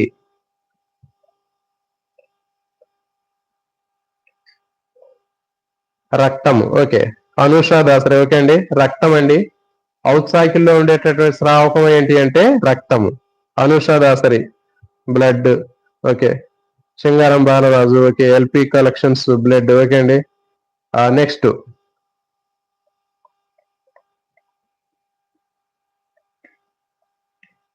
మూర్తిమత్వ సిద్ధాంతాలను వివరించేటటువంటి హిప్పోక్రటిస్ వర్గీకరణలో విషణువు అనేటటువంటి మూర్తిమత్వ రకంలో ఏ రకమైనటువంటి శ్రావకం ఉంటుంది? విషణువు అనేటటువంటి మూర్తిమత్వ రకంలో ఎలాంటి శ్రావక పదార్థం ఉంటుంది విషణువులో? మీకు స్క్రీన్ మీద కూడా కనిపిస్తుంది, మీరు స్క్రీన్ మీద చూసి రాయొచ్చు. విషణువు అంటే నలుపు రంగు పైత్యరసం. చూడండి మనకి ఆల్రెడీ విషం అంటే ఏంటి, మనం ఎక్కువ బ్లాక్ తో చూపిస్తూ ఉంటాం. కాబట్టి విషణువు అంటే ఏంటి, నలుపు రంగు పైత్యరసము. రాంబాబు బద్రిరెడ్డి గారు నమస్తే అండి, నలుపు రంగు అని అన్నారు. Okay, right answer. Next LP collections black, నలుపు పైత్యరసం ఉంటుంది వీళ్ళకి. నెక్స్ట్ మూర్తిమత్వ సిద్ధాంతాలను వివరించే హిప్పోక్రటిస్ వర్గీకరణలో ఆ పైత్య ప్రకృతి కలిగినటువంటి మూర్తిమత్వం ఉన్నటువంటి వ్యక్తుల్లో ఉండేటటువంటి శ్రావకం ఏమిటి? పైత్య ప్రకృతి ఉన్నటువంటి వ్యక్తుల్లో ఉండేటటువంటి శ్రావకం ఏమిటి? చెప్పాం మనం దాని కోడ్. అంటే పైత్య ప్రకృతి అంటే దేంతో స్టార్ట్ అవుతుంది? పాతో స్టార్ట్ అవుతుంది. అక్కడ పసుపు రంగు పైత్యం అనేట ఎల్లో కలర్ పసుపు రంగు పైత్యం అనేటటువంటిది ఉంటుంది. Right answer. నెక్స్ట్ శ్లేష్మ ప్రకృతి ఉన్నటువంటి మూర్తిమత్వం ఉన్నటువంటి వ్యక్తుల్లో ఉండే శ్రావకం ఏమిటి అంటే ఏమిటి? శ్లేష్మం. పేరులోనే ఉంది. సో కాబట్టి శ్లేష్మము శ్లేష్మం, ఎలాంటి కన్ఫ్యూజ్ లేదు. పైత్యము అంటే పసుపు. పా అంటే రెండింటి కూడా పాతో స్టార్ట్ అయింది. పాప. ఓకే. నెక్స్ట్ విషణు అంటే ఏంటి? నలుపు కాబట్టి నలుపు రంగు పైత్యరసం. ఔత్సాహికులు అంటే ఏంటి చూడండి మరి. ఔత్సాహికుల్లో మనకి వీళ్ళు బాగా ఉత్సాహంగా ఉంటారు కాబట్టి వీళ్ళలో రక్తం అనేది ఉంటుంది. వీళ్ళకి శ్రావక పదార్థం ఏంటి అంటే రక్తము. సో తర్వాత వీటి మీద ఇంకొక లక్షణాల మీద అడిగి మూర్తిమత్వ రకం అడుగుతాను చూడండి. ఈ క్రింది వాటిలో చిత్తవృత్తి లక్షణాల ఆధారంగా చేసుకుని మూర్తిమత్వ రకాన్ని గుర్తించండి. క్వశ్చన్ చూడండి. వ్యక్తిలో ఉన్నటువంటి చిత్తవృత్తి లక్షణాలను ఆధారంగా చేసుకుని ఆ వ్యక్తి యొక్క మూర్తిమత్వ రకాన్ని రాయండి అని అడుగుతున్న క్వశ్చన్. నెమ్మదస్తులు, సంఘంతో సంబంధం లేని వారు, ఏకాకులు. ఓకే. వీళ్ళు ఎవరు? శ్లేష్మ ప్రకృతి ఉన్నటువంటి మూర్తిమత్వ రకం సంబంధించిన వాళ్ళు. Next yellow. కోపశీలుడు, చికాకు స్వభావం, ఉద్వేగ అస్థిరత ఎక్కువగా ఉన్నటువంటి వాళ్ళు ఎవరు? పైత్య ప్రకృతి ఉన్నటువంటి మూర్తిమత్వ రకంలో ఉన్నటువంటి వాళ్ళు. సంతోషంగా ఉండేవాళ్ళు, ఆశాజీవులు, తర్వాత సంఘజీవులు ఎవరు? సంతోషంగా ఉండేవాళ్ళు, ఆశాజీవులు, సంఘజీవులు అనేటటువంటి వాళ్ళు ఏ మూర్తిమత్వ రకానికి చెందుతారు? ఔత్సాహికులు. ఓకే. సో కాబట్టి ఈ విధంగా మనకి బిట్లు రావడానికి అవకాశం ఉంటుంది. నెక్స్ట్ మరి ఇక్కడ మిత్రులు ఒకసారి ఆ చెప్పినటువంటి వ్యక్తులు, ఔత్సాహికులకి నాన్వేషణ అని చెప్పాను. నెక్స్ట్ విషణువుకి మంగళసీన్ అని చెప్పాను. పైత్య ప్రకృతికి పసుపు, పైత్య ప్రకృతికి మనకి బాలకృష్ణ అని చెప్పాను. శ్లేష్మ ప్రకృతికి మంతెన్ అని చెప్పాను. మిత్రులు ఈ చెప్పినటువంటి పేర్లు మీకు ఎలా అనిపించాయో ఒకసారి మీరు కామెంట్ చేసినట్లయితే మనం నెక్స్ట్ ఇంకొక దానికి వెళ్దాం. ఇప్పుడు చెప్పినటువంటి పేర్లు మీ అందరికి కూడా రెలవెంట్ గా అనిపించాయా లేదో ఒకసారి మీరు కామెంట్ చేయండి. ఏమైనా ఇబ్బందిగా అనిపించాయా, లేకపోతే ఈ పేర్లు మనకి రెలవెంట్ గా ఉన్నాయా, బాగా గుర్తు పెట్టుకోవడానికి అవకాశం ఉందా లేదా ఒకసారి మిత్రులు మీరు కామెంట్ చేసినట్లయితే, ఎందుకంటే మళ్ళీ నెక్స్ట్ వచ్చేటటువంటి వాటిలో నేను ఎలాంటి రెలవెంట్ గా ఉండేటటువంటి కోడ్లని మనం తయారు చేసి గుర్తు పెట్టుకోవడానికి బాగా ఈజీగా ఉంటాయని నేను ఆశిస్తున్నాను. కాబట్టి బాగున్నాయి sir codes. Okay, thank you అండి. మీకు ఇంకా ఏమైనా రిలవెంట్ గా ఉన్నట్లయితే మీరు కూడా ఏదైనా ఉంటే కామెంట్ పెట్టండి. మనకి ఎందుకంటే మనం కేవలం ఒకటే కాకుండా ఇంకేదైనా 2 రకాల ఆప్షన్స్ ఉన్నా కానీ మనకి ఈజీగా గుర్తు పెట్టుకోవడానికి అవకాశం ఉంటుంది. LP collections. Okay sir. Okay, thank you అండి. మీ అందరికీ కూడా ఎలాంటి ఇబ్బంది కూడా లేదు కదా. మనం ఇక్కడ ఉపయోగించేటటువంటి కోడ్లకు సంబంధించినటువంటి వాళ్ళలో ఏమైనా ఇబ్బందికరమైనటువంటి విషయాలు ఏమీ లేవు కాబట్టి మిత్రులందరూ కూడా ఇవన్నీ ఆమోదయోగ్యంగా ఉన్నాయని ఆశిస్తున్నాను. నెక్స్ట్ మనం రెండవ దానికి వెళ్దాం. క్రేస్మర్ వర్గీకరణ. ఓకే, మరి క్రేస్మర్ వర్గీకరణ తీసుకున్నట్లయితే క్రేస్మర్ వర్గీకరణలో ఇతను ఏం చేశాడు చెప్పాం మనం. పిచ్చాసుపత్రిలో ఉన్నటువంటి పిచ్చి వాళ్ళ యొక్క శరీర నిర్మాణాలను ఆధారంగా చేసుకుని ఇతను వర్గీకరించాడు అని చెప్పడం జరిగింది. ఓకే, దీనికి కోడ్ ఏంటి అంటే చూడండి, కోడ్ రాసుకోండి. క్రిష్మర్ల అనేటటువంటి పేరులో క్రిష్ అనే పదాన్ని గుర్తుపెట్టుకోండి. క్రిష్ అనేటటువంటి డైరెక్టర్ ఉన్నారు, మనందరికీ తెలుసు మనకి. ఓకే, మరి క్రిష్ ఏం చేశాడంటే ఒక కొత్త కారు కొనుక్కున్నాడు. ఓకే, కోడ్ చెప్తున్నాను. మనకు రెండో దాంట్లోకి వచ్చాము. క్రిష్మర్ కు సంబంధించినటువంటిది గుర్తుపెట్టుకోండి. క్రిష్మర్ లో మనకి క్రిష్ అనే పదాన్ని గుర్తుపెట్టుకుందాం. క్రిష్ అనేటటువంటి ఇతను డైరెక్టర్ మనందరికీ తెలుసు. ఓకే, మరి క్రిష్ అనేటటువంటి డైరెక్టర్ ఏం చేశాడంటే ఒక మంచి పికప్ ఉన్నటువంటి కారు కొన్నాడు. ఓకే, మంచి పికప్ ఉన్నటువంటి కారు కొనుక్కొని వచ్చేటప్పుడు దారిలో ఒక పిచ్చి ఆసుపత్రి ఉంది. ఆ పిచ్చి ఆసుపత్రిలో ఉన్నటువంటి పిచ్చి వాళ్ళ దగ్గరికి వెళ్ళి వాళ్ళకి కొన్ని ఫ్రూట్స్ ఇచ్చి వచ్చాడు. ఓకే, సో మరి అది మనకి గుర్తుపెట్టుకునేటటువంటి కోడ్. క్రిష్మర్ అనేటటువంటి పేరుని మనం ఎట్లా గుర్తుపెట్టుకుంటున్నాం అంటే క్రిష్ అనే పదాన్ని విడగొట్టి క్రిష్మర్ లో క్రిష్ అనే పదాన్ని ఉపయోగిద్దాం మనం. ఓకే, ఈ క్రిష్ అనేటటువంటి డైరెక్టర్ ఏం చేశాడు అంటే ఇతను ఒక మంచి పికప్ ఉన్నటువంటి కారును కొన్నాడు. ఓకే, మంచి పికప్ ఉన్నటువంటి కారు కొనుక్కుని వస్తూ ఉంటే దారిలో ఒక పిచ్చి ఆసుపత్రి కనిపించింది. మరి ఆ పిచ్చి ఆసుపత్రిలో పోయిన తర్వాత అక్కడ ఉన్నటువంటి పిచ్చి వాళ్ళ యొక్క శరీర నిర్మాణాన్ని పరిశీలించాడు. అతను వాళ్ళకి కొన్ని ఫ్రూట్స్ ఇద్దామని చెప్పి ఇచ్చాడు. ఇస్తే అతను ఏం చేశాడంటే పిచ్చి వాళ్ళ శరీర నిర్మాణాలను చూశాడు అతను. ఓకే, సో ఇది కోడ్ మనకి.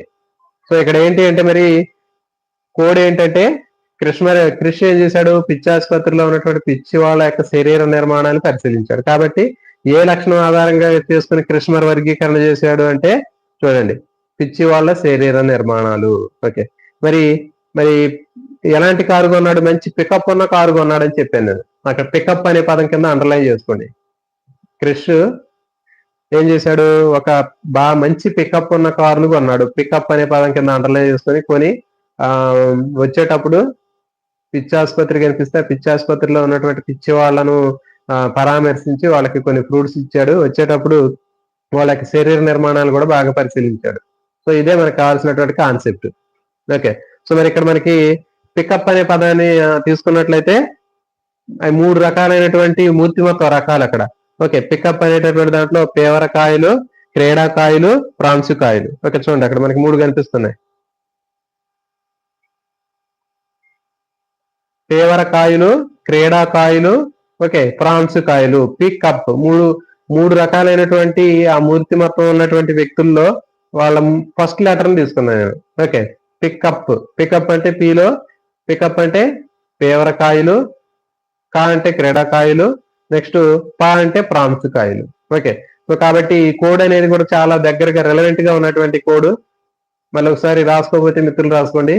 క్రిష్ అనే డైరెక్టర్ ఒక మంచి పికప్ ఉన్న కారు కొనుక్కొని వస్తూ ఉంటే దారిలో పిచ్చి ఆసుపత్రి కనిపిస్తే పిచ్చి ఆసుపత్రిలో ఉన్నటువంటి ఆ పిచ్చి వాళ్ళకి ఏం చేశాడు, కొన్ని ఫ్రూట్స్ ఇచ్చి వాళ్ళని పరామర్శించి వద్దామని ఫ్రూట్స్ ఇస్తే వాళ్ళ యొక్క శరీర నిర్మాణాలను అతను పరిశీలించాడు. ఏంటి డిఫరెంట్ శరీర నిర్మాణాలు ఎట్లా ఉన్నాయి ఏంటి అని అతను పరిశీలించాడు.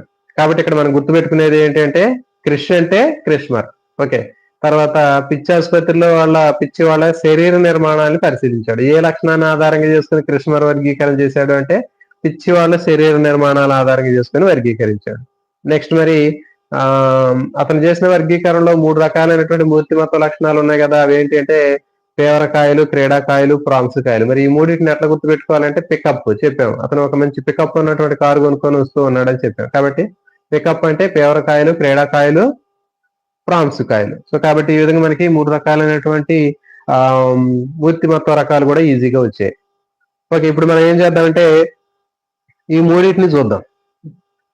క్రిష్మర్ చెప్పినటువంటి వర్గీకరణలో మరి పేవరకాయలు, క్రీడాకాయలు, తర్వాత ప్రాంశుకాయలకి ఎగ్జాంపుల్ కూడా తీసుకుందాం మనం. సో వాళ్ళకి ఒక్కొక్క దానికి ఒక ఎగ్జాంపుల్ తీసుకున్నట్లయితే మనకి ఈజీగా లక్షణాలు ఈజీగా గుర్తుంటాయి. చూడండి, ఫర్ ఎగ్జాంపుల్ పేవరకాయలు అని చెప్పాం.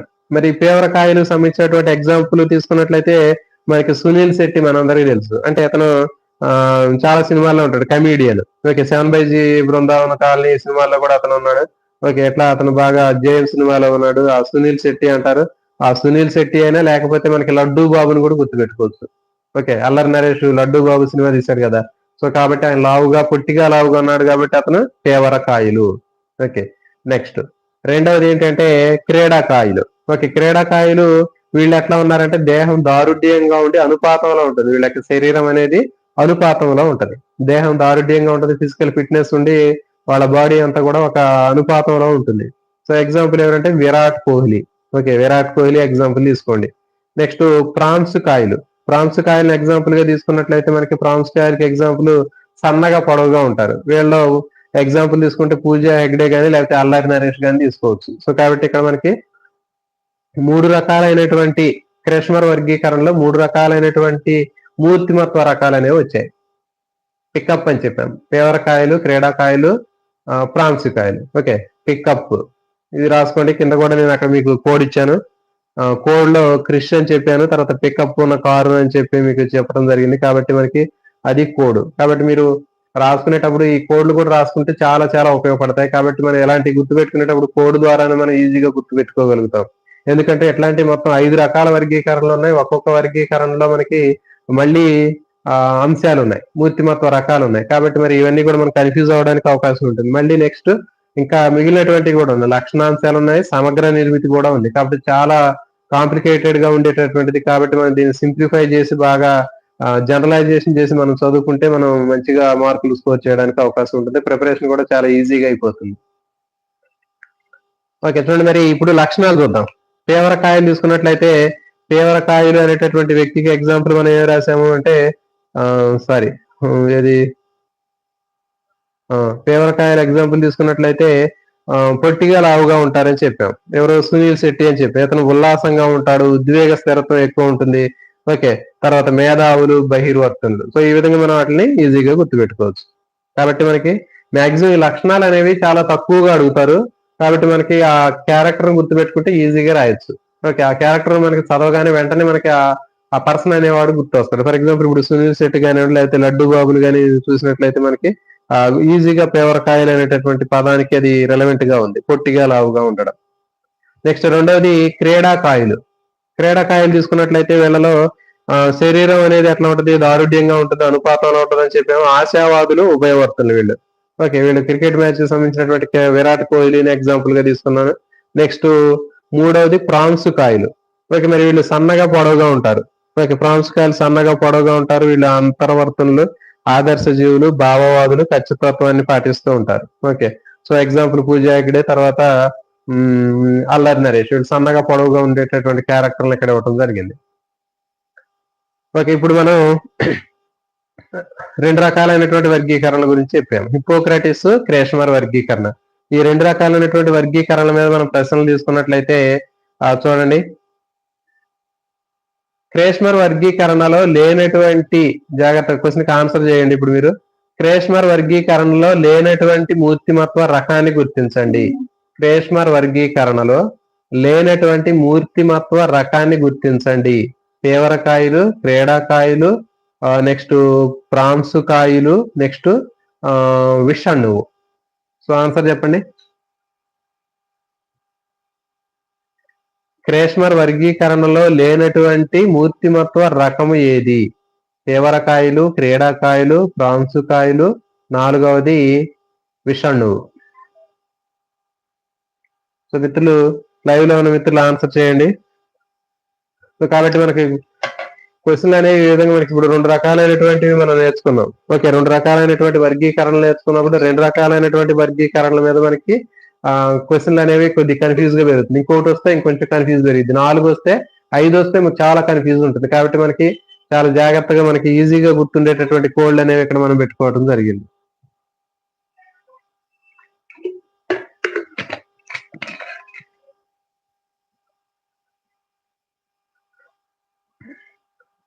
ఓకే. విషణువు. ఆన్సర్ ఏంటి అంటే విషణువు. నెక్స్ట్ ఇంకో క్వశ్చన్. ఈ క్రింది వాటిలో హిప్పోక్రటిస్ వర్గీకరణకు సంబంధం లేనటువంటి మూర్తిమత్వ రకం ఏది? ఔత్సాహికుడు, విషణువు, పైత్య ప్రకృతి, ప్రాన్స్ కాయలు. ఓకే. సో ఆన్సర్ వచ్చి ప్రాన్స్ కాయలు. సో నెక్స్ట్ షెల్డన్ వర్గీకరణ. ఓకే. నెక్స్ట్ వర్గీకరణ తీసుకున్నట్లయితే నెక్స్ట్ వర్గీకరణ షెల్డన్ వర్గీకరణ. ఓకే. ఈ షెల్డన్ వర్గీకరణలో మనకి చూడండి, ఇతను శరీర ఆకృతి ఆధారంగా చేసుకుని ఇతను వర్గీకరణ చేయటం జరిగిందని చెప్పారు. శరీర ఆకృతిని ఆధారంగా చేసుకుని షెల్డన్ వర్గీకరణ చేశాడు. ఓకే. మరి దీనికి కోడ్ ఏంటి అంటే చూడండి, కోడ్ లడ్డు. ఓకే. షెల్డ్ అనేటటువంటి దాంట్లో లడ్డు అనేటటువంటి పదం మనకి కనిపిస్తుంది, ప్రొనౌన్స్ అవుతుంది అక్కడ. ఆ లడ్డు అనే పదాన్ని గుర్తుపెట్టుకోండి. లడ్డూకి సేమలు ఎక్కాయి అని గుర్తుపెట్టుకోండి. జనరల్ గా లడ్డూకి సేమలు ఎక్కుతూ ఉంటాయి. కాబట్టి లడ్డూకి ఏమి ఎక్కాయి అంటే సేమలు ఎక్కాయి అని పదం గుర్తుపెట్టుకుంటే మీకు చాలా ఈజీగా ఉంటుంది. ఓకే. లడ్డు అంటే షెల్డన్ వర్గీకరణ. సేమలు ఎక్కడం అంటే సేమలు అనే పదంలో మనకి 3 రకాలైనటువంటి మూర్తిమత్వ రకాలు ఉన్నాయి. చూడండి. సేమలు అంటే ఏంటి? స్థూలకాయలు. సి అంటే స్థూలకాయలు. మా అంటే మధ్యమ కాయత. తర్వాత లా అంటే లంబకృశకాయత. కాబట్టి స్థూలకాయత, మధ్యమ కాయత, లంబకృశకాయత. మనకి ఈ విధంగా మనకి 3 రకాలైనటువంటి వర్గీకరణలు అనేవి కనిపిస్తున్నాయి. ఓకే. స్థూలకాయత, మధ్యమ కాయత, లంబ కృశకాయత. ఓకే.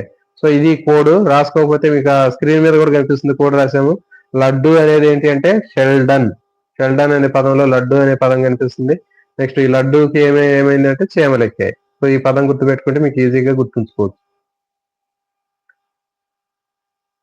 లడ్డు బాబు అంటే షెల్డన్ వర్గీకరణ ఏ లక్షణం ఆధారంగా చేసుకుని వర్గీకరించారంటే చూడండి, షెల్డన్ అనేటటువంటి దాంట్లో లడ్డు ఉంది అంటే లడ్డు బాబు శరీర ఆకృతి ఆధారంగా చేసుకుని వర్గీకరించారు.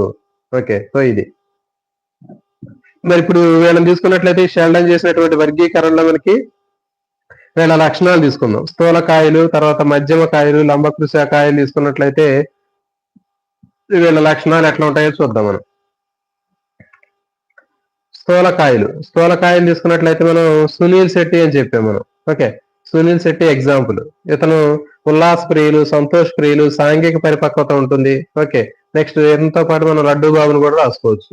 ఇది స్థూలకాయలు, సునీల్ శెట్టి లేకపోతే లడ్డూ బాబు. నెక్స్ట్ మధ్యమ కాయతకి ఎగ్జాంపుల్ ఏంటంటే పవన్ కళ్యాణ్. ఓకే, పవన్ కళ్యాణ్ గారిని తీసుకోవడం జరిగింది. మరి మధ్యమ కాయత అంటే చూడండి, శరీర దారిఢ్యం కలిగినటువంటి వాళ్ళు, ఆరోగ్యవంతులు, ఓకే, స్వయం ప్రతిపాదన కలిగిన వాళ్ళు, కష్ట సుఖాలను సమంగా ఎదుర్కొనేటటువంటి వాళ్ళు. కాబట్టి ఈ విధంగా మనకి మధ్యమ కాయత అనేటటువంటి పేరుకి పవన్ కళ్యాణ్ పేరుని సూచించడం జరిగింది. ఓకే, నెక్స్ట్ లంబకృశ కాయలకి ఎగ్జాంపుల్ తీసుకున్నట్లయితే మనకి పూజా హెగ్డే అని చెప్పాం. అంటే సున్నిత స్వభావం కలిగిన వాడు, సాంఘిక సంబంధాలు ఇష్టపడినటువంటి వాళ్ళు, అంతర్ముఖులుగా ఉంటారు. అంటే సాంఘిక సంబంధాలు అంటే జనరల్ ఇప్పుడు హీరోయిన్ ఎప్పుడైనా పబ్లిక్ లో రావడానికి వాళ్ళు ఇష్టపడరు. కాబట్టి సాంఘిక సంబంధాలకు దూరంగా ఉంటారు వాళ్ళు. సున్నితమైనటువంటి మనస్తత్వం ఉంటుంది. తర్వాత అంతర్ముఖులు. కాబట్టి ఇక్కడ మనకి లంబకృశ కాయలు అంటే ఏంటి, పూజా హెగ్డేకి ఎగ్జాంపుల్ పెట్టుకోండి మీరు. సో ఈ విధంగా మనకి షెల్డన్ శరీర ఆకృతిని ఆధారంగా చేసుకుని వర్గీకరించాడు. నెక్స్ట్ యాంగ్ వర్గీకరణ అనేటటువంటిది ఏంటంటే గుణాల ఆధారంగా చేసుకుని వర్గీకరించేది. చూడండి, యాంగ్ వర్గీకరణ అంటే ఏంటి, పేరులోనే ఉంటుంది. యాంగ్ అంటే గు ఫర్ గుణము అని గుర్తుపెట్టుకోండి. యాంగ్ అనేటటువంటిది గుణాలు, మానసిక గుణాలు లేకపోతే గుణాల ఆధారంగా చేసుకుని చేసినటువంటి వర్గీకరణ అనేది యాంగ్ వర్గీకరణ. ఓకే, దీనికి మరి కోడ్ తీసుకున్నట్లయితే మరి ఇతను ఏం చెప్పాడు, మూడు రకాలైనటువంటి బుద్ధిమత్వాలు చెప్పాడు యాంగ్ కూడా. ఏంటి అంటే అంతర్వర్తనులు, బహిర్వర్తనులు, ఉభయవర్తనులు. మరి ఈ మూడింటిని ఎట్లా గుర్తుపెట్టుకోవాలో చూద్దాం.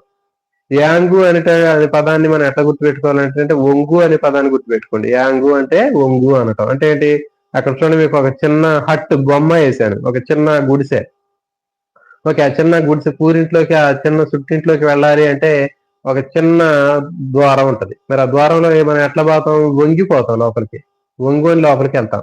ఓకే, ఒంగోని లోపలికి పోయాం కాబట్టి ఒంగు అనేటటువంటి పదానికి అర్థం ఏంటి అంటే యంగు అని అర్థం. యంగ్ అంటే ఒంగున్నామని అర్థం. అక్కడ ఇంట్లోకి పోతున్నాం, చుట్టింట్లోకి లోపలికి పోయేటప్పుడు ఒంగోని లోపలికి పోయాం.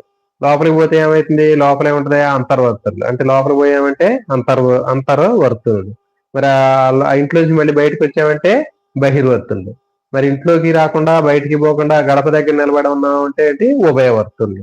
ఓకే, సో కాబట్టి ఈ విధంగా మనకి మూడు రకాలైనటువంటి కోడ్లు అనేవి మీకు ఇక్కడ ఇవ్వటం జరిగింది. సో కాబట్టి గుర్తుపెట్టుకోండి, మనకి మొత్తం కూడా ఇదంతా కూడా కోడ్ బేస్డ్ చేసుకుంటే చాలా ఈజీగా ఉంటుంది. లేకపోతే దీన్ని ప్రిపరేషన్ చేయడం అంటే దాదాపు చాలా తలనొప్పిగా ఉంటుంది. కాబట్టి మనం గుర్తుపెట్టుకునేది యాంగ్ వర్గీకరణ అంటే యాంగు అంటే గుణాలు ఆధారంగా చేసుకుని వర్గీకరించాడు. ఓకే, మరి యాంగు అంటే మనకి అతను చెప్పినటువంటి మూడు రకాల మూర్తిమత్వ లక్షణాలను ఏ లక్షణాలు దేని కోడ్ తోటి గుర్తుపెట్టుకుంటాం అంటే యాంగు అంటే ఒంగు అని గుర్తుపెట్టుకోవాలి. అంటే ఒంగు అవటం. అంటే మన ఇంట్లోకి చిన్నగా ఉన్నటువంటి చుట్టింట్లోకి వెళ్ళాలి అంటే ఏం చేస్తారు, వంగి లోపలికి పోతారు. లోపలికి పోతే అంతర్వర్తులు, ఆ ఇంట్లోంచి బయటకు వస్తే బహిర్వర్తులు. మరి బయటికి రాకుండా లోపల ఉండకుండా గడప దగ్గర నిలబడి ఉంటే ఉభయవర్తులు. ఓకే, సో ఈ విధంగా మనకి ఈ కోడ్లు అనేవి గుర్తుపెట్టుకున్నాం. మరి ఎగ్జాంపుల్ తీసుకుందాం. అంతర్వర్తనలు తీసుకున్నట్లయితే మరి అంతర్వర్తనలో మనకి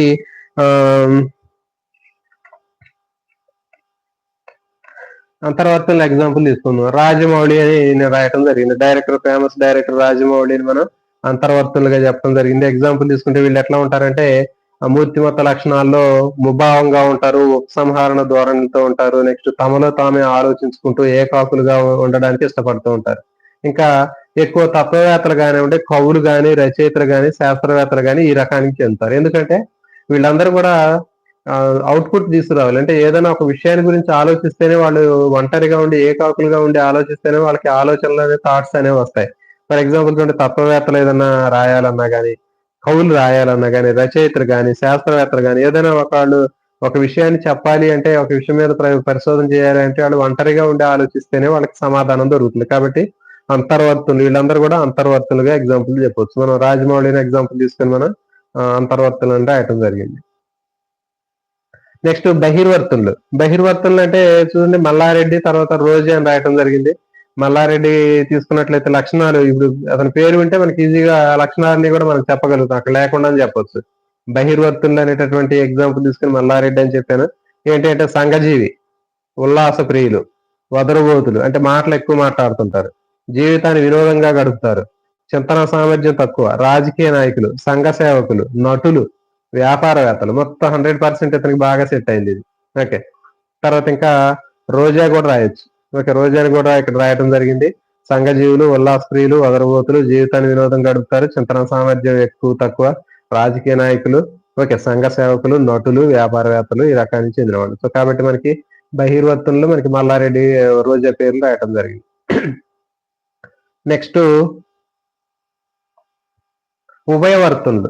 ఉభయవర్తనులు అంటే తీసుకుని చూస్తే మరి ఉభయవర్తనలో మనకి 2 రకాలుగా ఉంటాయి. అది ఏదైనా కావచ్చు. ఓకే.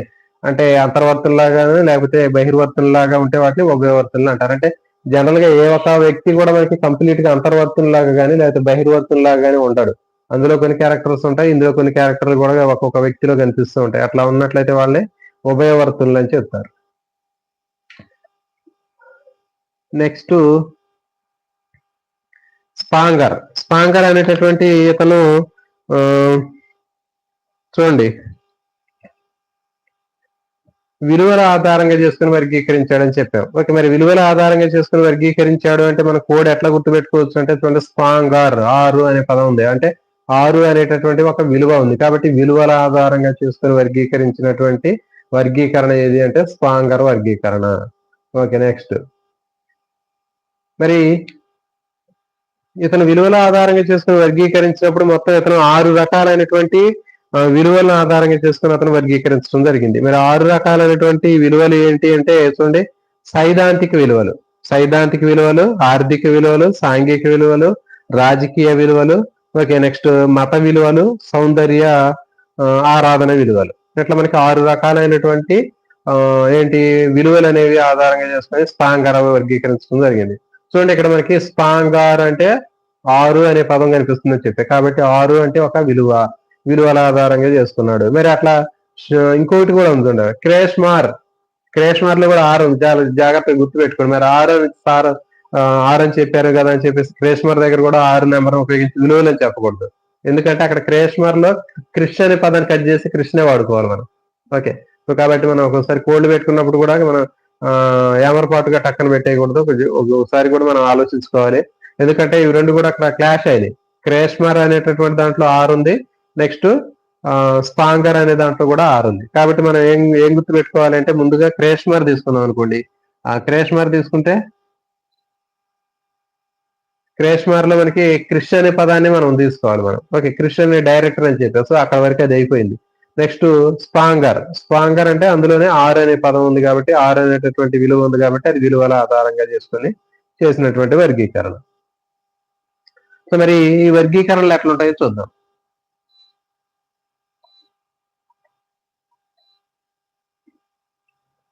చూడండి, ఫస్ట్ సైద్ధాంతిక విలువలు. ఓకే, సైద్ధాంతిక విలువలకి ఎగ్జాంపుల్ మంతెన సత్యనారాయణ తీసుకోవడం జరిగింది. ఓకే, సైద్ధాంతిక విలువలు తీసుకున్నట్లయితే మంతెన సత్యనారాయణ రాజు గారిని తీసుకోవడం జరిగింది. మరి ఇక్కడ లక్షణాలు ఏంటంటే మూర్తిమత్వ లక్షణాలు తీసుకున్నట్లయితే ఆదర్శంగా ఉండడం, ఆదర్శ సూత్రాలను ఏర్పరచుకోవడం, ఓకే, నిర్దిష్టమైన పద్ధతిలో ప్రవర్తించడం, మేధావులు, రచయితలు, ఓకే, వీళ్ళందరూ కూడా సైద్ధాంతిక విలువలు ఉన్న వాళ్ళుగా ఎగ్జాంపుల్ చెప్పొచ్చు. ఓకే, ఆదర్శాలని సూత్రాలను ఏర్పరచుకొని పాటిస్తూ ఉంటారు వీళ్ళు. ఓకే, నెక్స్ట్ రెండవది ఆర్థిక విలువలు. ఆర్థిక విలువలు ఉన్నటువంటి వాళ్ళు ఏంటి అంటే ప్రతి పనిని కూడా లాభ నష్టాలతోటి ఆర్థిక దృష్టితో చూస్తూ ఉంటారు వీళ్ళంతా. తర్వాత వ్యక్తులకు వాళ్ళకున్నటువంటి ఆర్థిక స్థితులతోటి వాళ్ళ స్థాయిని బట్టి వాళ్ళు పరిచయాలను పెంచుకుంటూ ఉంటారు. ఎగ్జాంపుల్ ఏంటంటే బిల్ గేట్స్, అంబానీ, వీళ్ళు ఆర్థిక విలువలు ఉన్నటువంటి వాళ్ళు. నెక్స్ట్ సాంఘిక విలువలు. సాంఘిక విలువలు తీసుకున్నప్పుడు ఎగ్జాంపుల్ ఏంటి అంటే పవన్ కళ్యాణ్, తర్వాత మదర్ టెరీసా.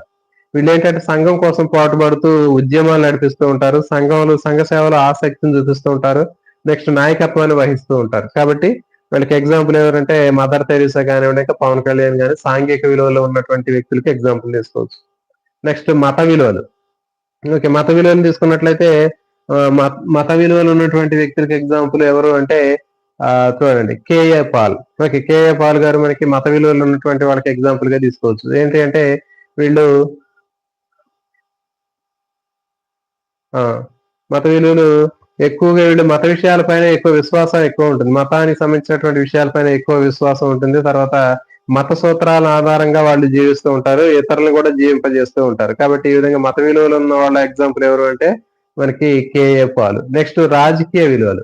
రాజకీయ విలువలు తీసుకున్నట్లయితే రాజకీయాల్లో ఆసక్తి ఎక్కువగా ఉంటుంది, తన చుట్టూ ఉన్నటువంటి వాళ్ళందరినీ కూడా ఒప్పిస్తారు, సమస్యల్ని పరిష్కరిస్తూ ఉంటారు. ఈ రాజకీయ విలువలు ఉన్నటువంటి వ్యక్తులకు ఎగ్జాంపుల్ ఎవరు అంటే మనకి ఎన్టీఆర్ కానివ్వండి, లేకపోతే ఇంకా రేవంత్ రెడ్డి గాని, మనకి ముఖ్యమంత్రి రేవంత్ రెడ్డి గాని తీసుకున్నట్లయితే వీళ్ళందరినీ మనం రాజకీయ విలువలు ఉన్నటువంటి వ్యక్తులుగా ఎగ్జాంపుల్ చెప్పవచ్చు. నెక్స్ట్ సౌందర్యోపాసన విలువ. సౌందర్యోపాసన విలువలు ఉన్నటువంటి వ్యక్తుల ఎగ్జాంపుల్ తీసుకున్నట్లయితే ఆమ్రపాలి అని రాయటం జరిగింది. మనందరికీ తెలుసు. గతంలో మన రీసెంట్ గా మొన్నటి వరకు కూడా హైదరాబాద్ లో జిహెచ్ఎంసి చైర్మన్ గా పనిచేసినటువంటి ఆమ్రపాలి అనేటటువంటి తను ఎక్కువగా ఏంటి అంటే అందానికి ప్రాముఖ్యత ఇస్తూ ఉంటారు వాళ్ళు. కొంచెం మోడర్న్ గా ఉంటారు, మోడర్న్ గా ఉంటారు. తర్వాత వ్యక్తిగత గృహాలంకరణకి, తర్వాత పారిశుద్ధ్యానికి పాకులాడుతూ ఉంటారు. అంటే జిహెచ్ఎంసి కమిషనర్ కాబట్టి ఎక్కువగా మొత్తం సిటీ మొత్తం క్లీన్ గా ఉంచడం కోసం ఎక్కువగా వాళ్ళు ట్రై చేస్తూ ఉంటారు. తర్వాత లలిత కళలన్నా, చేతి పనులన్నా ఇష్టపడుతూ ఉంటారు వాళ్ళు. సో కాబట్టి ఈ విధంగా మనకి సౌందర్యోపాసన విలువలు ఉన్నటువంటి వ్యక్తికి ఎగ్జాంపుల్ ఎవరు అంటే మనకి ఇంకా జిహెచ్ఎంసి చైర్మన్ ఆమ్రపాలి అని రాయటం జరిగింది. ఇంకా మనకి బాపు గారు. బాపు గారు కూడా మనకి ఈ సౌందర్యోపాసన విలువలు ఉన్నటువంటి వాళ్ళకి ఎగ్జాంపుల్ గా చెప్పొచ్చు. సో కాబట్టి ఈ విధంగా మనకి ఇవన్నీ కూడా మనకి ఎన్ని ఎన్ని రకాలైనటువంటివి 5 రకాలైనటువంటి రూప ఉపగమన మూర్తిమత్వ సిద్ధాంతాల గురించి నేర్చుకోవటం జరిగింది. కాబట్టి ఇప్పుడు మిత్రులకి నేను కొన్ని క్వశ్చన్లు అడుగుతాను. మనకి టాపిక్ అయిపోయింది. దీని మీద మనం కొన్ని క్వశ్చన్లు ఒక పావు గంట డిస్కస్ చేద్దాం. మీరు ఆన్సర్ చేయండి.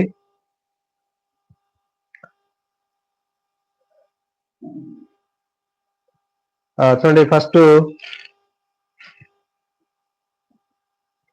విలువల ఆధారంగా చేసుకొని రూప ఉపగమన సిద్ధాంతాన్ని రూపొందించినటువంటి శాస్త్రవేత్త ఎవరు?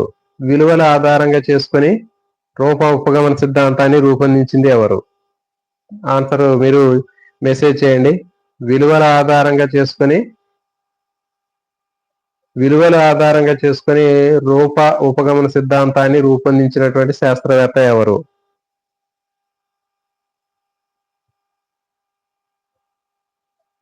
స్పాంగర్.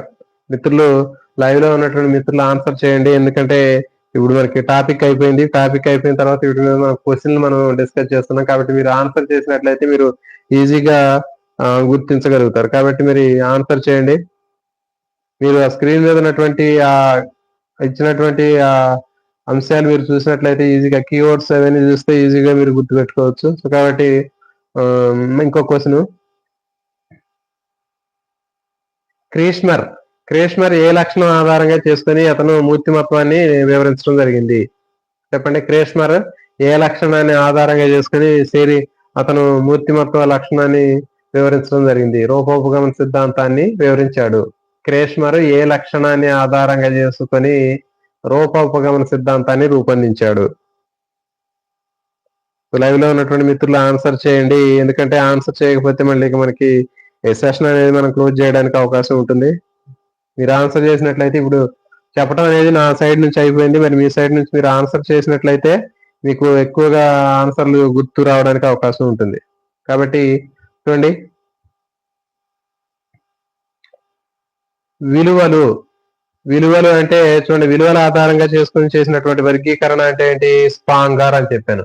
స్పాంగర్ అనేటటువంటి దాంట్లో స్పాంగ్ 6 అనేటటువంటి నెంబర్ ఉంది. 6 అనేది ఏంటి విలువ అని చెప్పాము. విలువ కాబట్టి మనకి అది విలువల ఆధారంగా చేసుకుని వర్గీకరించింది స్పాంగర్. నెక్స్ట్, గుణాల ఆధారంగా చేసుకుని వర్గీకరించినటువంటి శాస్త్రవేత్త ఎవరు? గుణాల ఆధారంగా చేసుకుని వర్గీకరించింది యంగు.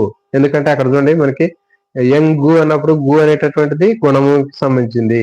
నెక్స్ట్, షెల్డన్ వర్గీకరణ ఏ లక్షణాన్ని ఆధారంగా చేసుకుని వర్గీకరించారు? ఓకే అండి, ఆన్సర్ చెప్తున్నారు. Okay, right. నేను కొంచెం ముందు చూశాను మీకు. ఓకే అండి, థ్యాంక్ యూ అండి. నెక్స్ట్, చిత్తరసాల ఆధారంగా చేసుకుని వర్గీకరించినటువంటి శాస్త్రవేత్త ఎవరు? రూపోపగమన సిద్ధాంతంలో చిత్తరసాలు ఆధారంగా చేసుకుని వర్గీకరించినటువంటి శాస్త్రవేత్త ఎవరు? చిత్తరసాల ఆధారంగా చేసుకుని వర్గీకరించింది హిప్పోక్రటిస్. ఓకే, రైట్ ఆన్సర్ అండి. నెక్స్ట్,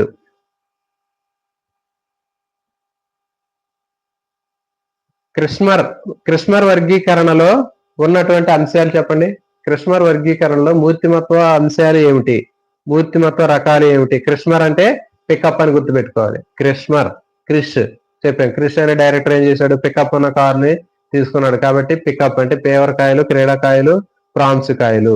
ఓకే, నెక్స్ట్ షెల్డన్ అనేటటువంటి శాస్త్రవేత్త ఎన్ని రకాలైనటువంటి మూర్తిమత్వ రకాలను వివరించాడు. షెల్డన్ అంటే ఏంటి చూడండి, లడ్డు అని చెప్పాం మనం. ఓకే, లడ్డు మీద చీమలు పట్టాయని చెప్పాం. చీమలు అంటే ఏంటి, స్థూలకాయలు, మధ్యకాయలు, లంబకృశ కాయలు. ఓకే ఓకే, నెక్స్ట్ ఎంగు ఏ లక్షణాలను ఆధారంగా చేసుకుని వర్గీకరించాడు? ఓకే, గుణాలు. ఎంగు అంటే మరి చూడండి, దీనికి కోడ్ ఏంటి అంటే ఎంగు అంటే ఒంగవడం అని చెప్పి. అంటే ఏంటి, ఒక ఇంట్లోకి వెళ్ళేటప్పుడు ఒంగని లోపలికి పోతే అంతర్ముఖులు, బయటకు వస్తే బహిర్ముఖులు, మధ్యలో ఉంటే ఉభయవర్తనులు. ఓకే, సో కాబట్టి ఈ విధంగా మనకి ఈజీగా ఇవన్నీ కోడ్లు మనం ఈజీగా గుర్తుపెట్టుకొని మీరు రాయడానికి అవకాశం ఉంటుంది. కాబట్టి మీరు ఇవన్నీ కూడా ఒక నోట్స్ పెట్టుకొని ఇంకా మీరు బ్రీఫ్ గా అనాలిసిస్ చేసి రాసుకున్నట్లయితే మీకు మంచిగా మార్కులు రావడానికి అవకాశం ఉంటుంది. కాబట్టి మీరు దీంట్లో మీరు గుర్తుపెట్టుకునేది ఏది అంటే, ఫస్ట్ చూడండి, హిప్పోక్రటిస్ అంటే రూప ఉపగమన సిద్ధాంతంలో ఉన్నటువంటి వర్గీకరణ గుర్తుపెట్టుకోవాలి. రూప ఉపగమన సిద్ధాంతంలో ఉన్నటువంటి వర్గీకరణలు ఏంటి అంటే, హిప్పోక్రటిస్ వర్గీకరణ, క్రెస్మర్ వర్గీకరణ, షెల్డన్ వర్గీకరణ, యంగ్ వర్గీకరణ, స్పాంగర్ వర్గీకరణ. ఇదొకటి. తర్వాత ఈ ఒక్కొక్క వర్గీకరణ ఏ లక్షణాన్ని ఆధారంగా చేసుకుని వర్గీకరించారంటారు. ఓకే, ఫర్ ఎగ్జాంపుల్ హిప్పోక్రటిస్ వర్గీకరణ ఏ లక్షణాన్ని ఆధారంగా చేసుకుని వర్గీకరించారు? ఓకే, చిత్తరసాలు. ఓకే, నెక్స్ట్ క్రేస్మర్ వర్గీకరణ ఏ లక్షణాన్ని ఆధారంగా చేసుకుని వర్గీకరించారు అంటే, పిచ్చి ఆసుపత్రిలో ఉన్నటువంటి పిచ్చి వాళ్ళ శరీర నిర్మాణాలను ఆధారంగా చేసుకుని. నెక్స్ట్ షెల్డన్ వర్గీకరణ ఏ లక్షణాన్ని ఆధారంగా చేసుకుని వర్గీకరించారు? శరీర ఆకృతిని బట్టి. యంగ్ ఏ లక్షణాన్ని ఆధారంగా చేసుకుని వర్గీకరించాడు? గుణాలు.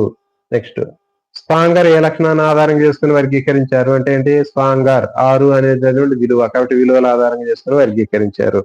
ఓకే, సో ఇవి. దీని తర్వాత హిప్పోక్రటిస్ లో ఉన్నటువంటి 4 రకాలైనటువంటివి గుర్తుపెట్టుకోవాలి. మరి 4 రకాలైనటువంటి గుర్తుపెట్టుకోవడం ఎట్లా అంటే చెప్పాం. హిప్పోక్రటిస్ కి పైత్యం ఎక్కువై టీలో విషం కలుపుకొని తాగుదామని అనుకునే లోపల వాళ్ళ ఫ్రెండ్ వచ్చాడు. వాళ్ళ ఫ్రెండ్ ఆ టీ తాగుతాడు. అంటే ఎట్లా తాగుతారో, ఉత్సాహంతో ఆ టీ తాగినప్పుడు అతనికి వాళ్ళ ఫ్రెండ్ కి పైత్యంతో కూడినటువంటి శ్లేష్మంతో కూడినటువంటి వాంతి జరిగింది. వాంతి ఉంది. సో కాబట్టి ఈ విధంగా మనకి దాంట్లో హిప్పోక్రటిస్ సంబంధించినటువంటి 4 రకాలు వచ్చాయి. నెక్స్ట్ క్రేస్మర్ వర్గీకరణలో మనకి తీసుకున్నట్లయితే ఏం చెప్పాము మనం, క్రేస్మర్ వర్గీకరణ ఎట్లా గుర్తుపెట్టుకోవచ్చు అని చెప్పాము, క్రిష్ అనే పదాన్ని గుర్తుపెట్టుకోవాలని చెప్పాము. ఓకే, క్రిష్ అనేటటువంటి డైరెక్టర్ ఏం చేశాడు, తనకి ఒక పికప్ అన్న కారును కొనుక్కొని అతను వస్తూ ఉంటే దారిలో ఒక పిచ్చి ఆసుపత్రి కనబడితే పిచ్చి ఆసుపత్రికి వెళ్ళి అక్కడ ఉన్నటువంటి పిచ్చి వాళ్ళ యొక్క శరీర నిర్మాణాన్ని పరిశీలించాడు, వాళ్ళకి ఫ్రూట్స్ ఇచ్చి వచ్చాడని చెప్పారు. కాబట్టి క్రేస్మర్ లో క్రిష్ అనేటటువంటి పదాన్ని గుర్తుపెట్టుకోండి, పిచ్చి ఆసుపత్రిలో ఉన్నటువంటి పిచ్చోళ్ళు అనే పదాన్ని గుర్తుపెట్టుకోండి, వాళ్ళ శరీర నిర్మాణాలు గుర్తుపెట్టుకోండి. ఓకే, పికప్ ఉన్న కార్ అని గుర్తుపెట్టుకోండి. పికప్ అనేటటువంటి కార్లు మనకి పికప్ అంటే ఏంటి, పేవరకాయలు, క్రీడాకాయలు, ప్రాన్స్ కాయలు. ఓకే, సో ఇది.